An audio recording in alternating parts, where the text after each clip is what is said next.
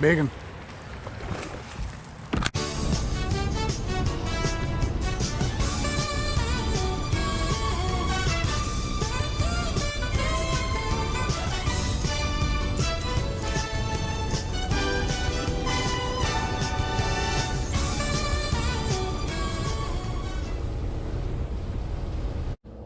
Alright folks, it's Friday afternoon, it's July the 2nd, about 2:30 I guess in the afternoon.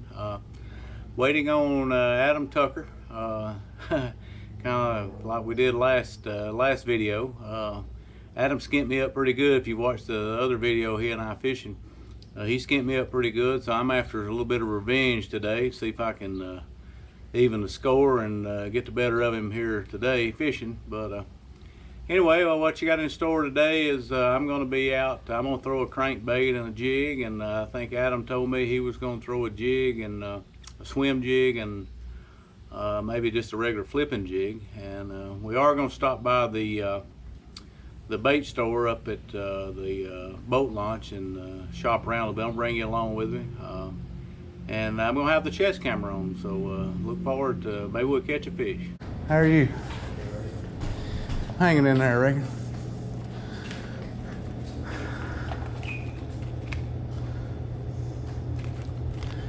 Bernie got one of them left.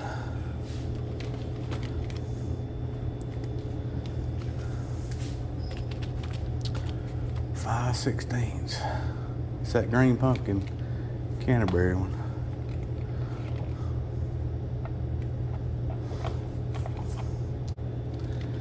I guess he's that black and blue would work just as good as that. I'll buy one of each and see. One way to find out. That's it. What is that there? That's a brim colored deal. .5/16 Canterberry. I'll get that instead of that black and blue. That's kind of a pumpkin colored there, isn't it? Yep. Yeah, I'll go with that. Yeah, it's been a good start. 21.85. All right, what a bargain. I usually when I consider giving up fishing. Yeah, if you want to tie one, that green pumpkin, that's that same jig right there. I'm fishing that, and you can have that other there. Spot? Nah, it's a spot. You don't catfish. I don't know. Oh, he got on the big one. You see how big it was? That's a big old largemouth. Was it a largemouth? Yes.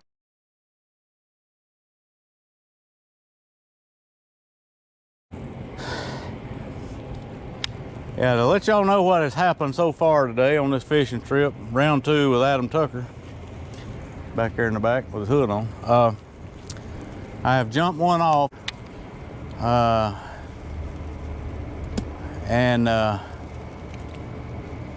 I set the hook in a jig fish that swam up under a rock and over another rock, and trying to get that thing loose. So it's been a productive day. But I got good company.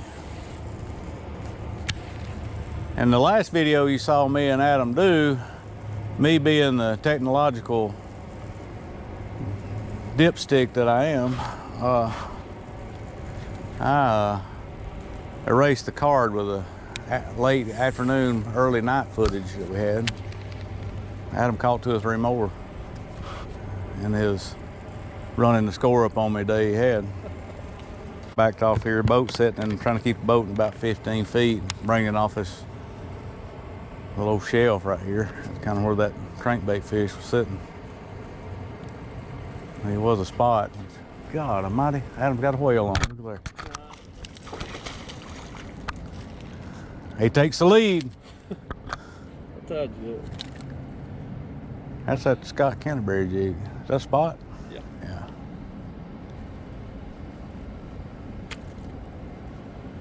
There you go, folks. Let me shoot that with the camera. That's the difference. I don't know if y'all can see that or not.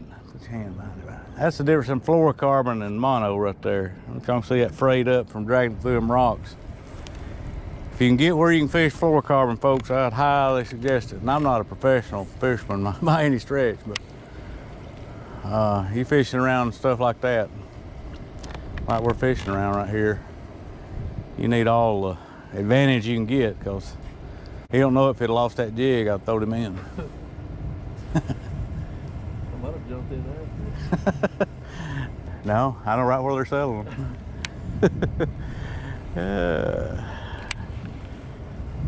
But I like that Dirty Jig product, man. I do too. I think me and you've had this conversation before. I know we ain't had it on camera. I think fall rate's everything in that stuff. That goes creature bait, jig, whatever. And I think it changes from day to day. Yeah. Oh, I know it does. And I think water clarity and fall rate has a lot to do with it too. I think the water clarity is why the fall rate has something to do with it. Yeah. Well, I'm glad we're getting this big tidal wave in here too. I'm impressed with that. I'll give y'all a little tip, folks. Any of you out there will ever watch this that drive pleasure boats, you're not doing anybody a favor backing off plane when you get close to us. You're really making it 10 times worse. I mean, you don't have to ride right beside them either. No, I mean, stay on plane, move away from the fisherman and stay on plane. That's the best case scenario for the fisherman if you're trying to help them. If you're not interested in helping, I ain't got no use for you no how. Gosh almighty, he is wearing me out. Burn takes the lead 2-1. That's a big one, isn't it?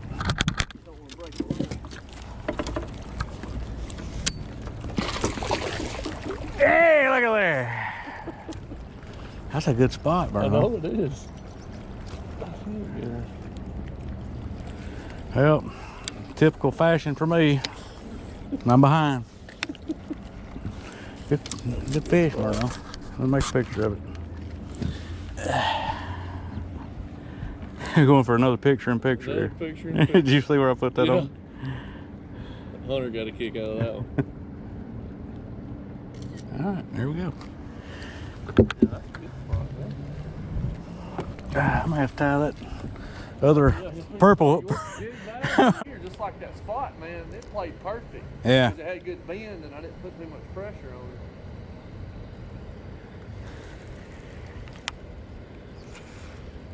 I gotta get where I can work fish like you do. I know that. Got a what? Get where I can work fish like you do when you get them on. I mean, my land rate's probably not 70%. You know, you got to get it up in the 90s, you know. Right. The way I fight them depends on what I'm using.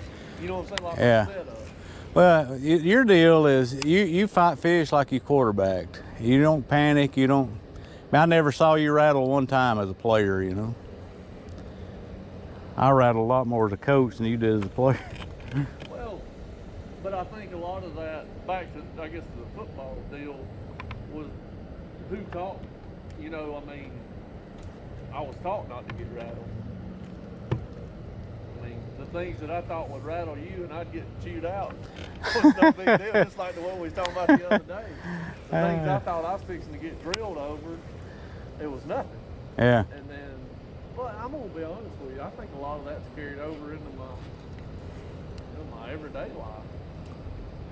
Well, you know, and you know, football wound up being the catalyst for me. And you know, as you know, I've retired now, but it allowed me, you know, what I said at the end of that last video, I really mean that. Minus all you players, I mean, I got some notoriety in the business because of my football coaching. And I'll be honest with you, I won about every award you can win that one year, and all I did was get you on the bus. All right, boys, let's get on the bus. Let's go. We had good players, you know. Yeah. Yeah, I was like coach of the year in the county year, senior year, and all that stuff. And all I did was just say, all right, practice at 3:30. Don't be late. Or I had that standard rule: if you're early, you're on time. If you're on time, you're late. And if you're late, don't show up. I gotta say that's probably the one thing that carried over to my adult career that I learned from football. Because I'm either on time or I'm a minute or two late all the time. thought that was pretty funny in your video, and I know you didn't mean nothing by it, but when you said waiting on Adam Tucker, I was like, yeah, that's pretty common. Been books written on waiting on Vern. Yep. Nah, you know, I'm that way. And I used to say it was genetic. My stepdaughter's turned into that. She's not any DNA related to me. If you want her there at 3, you say we're starting at 2, you know. My sister, she's a good 30 minutes behind all the time.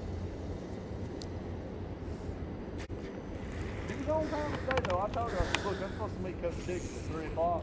And I'm gonna be late, even if I go straight there. So you gotta be there, waiting when I get there.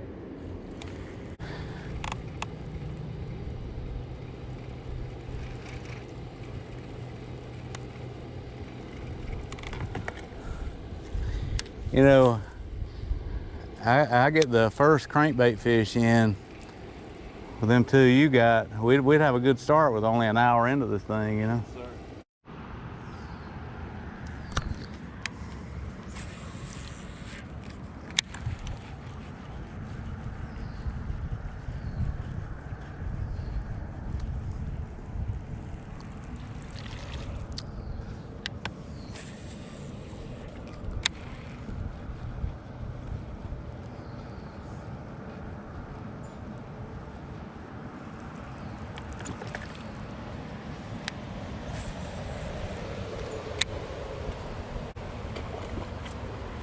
Big one.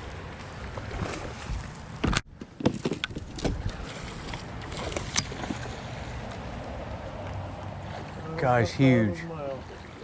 Yeah, right there. Dang, that's a good one. I didn't think it was that big. That's what I'm talking about. I hear you, dog.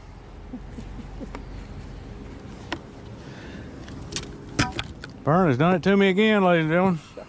That might be as big as that other one. We'll put him on scale. Let's get a picture of him first.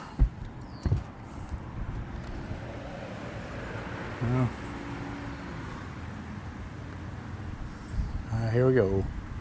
Ready, 1, 2. All right. Let's put him on scale. Reno over there. I'm good for something dip fish and weigh fish. I don't think he's quite as big as that other one. You don't think so? I think he's 4, maybe 4.5. Let me get him up on the inside. Yeah. Yeah. Bigger. He is too. 5'3". Ah! Done it again. Yeah, I hear you. Gotta make a video now, ladies and gentlemen, of me getting my butt strode. Bet I knew. That's why I came in here to fish these little grass patches right here.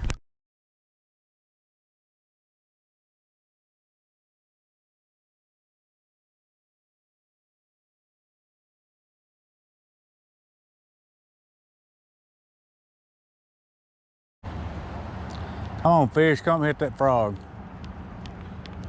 One time, that's all. I'll put it back up. You'll hit it one time. Or get hung up on that one piece of grass. I can't cast. Look at that giving up over there. Look at that.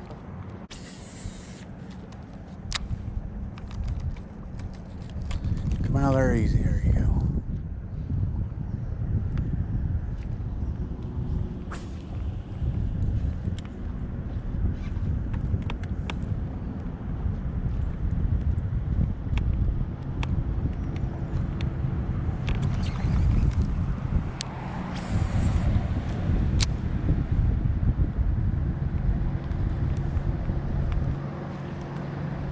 What me and you fishing when I coming in Mother's that time, and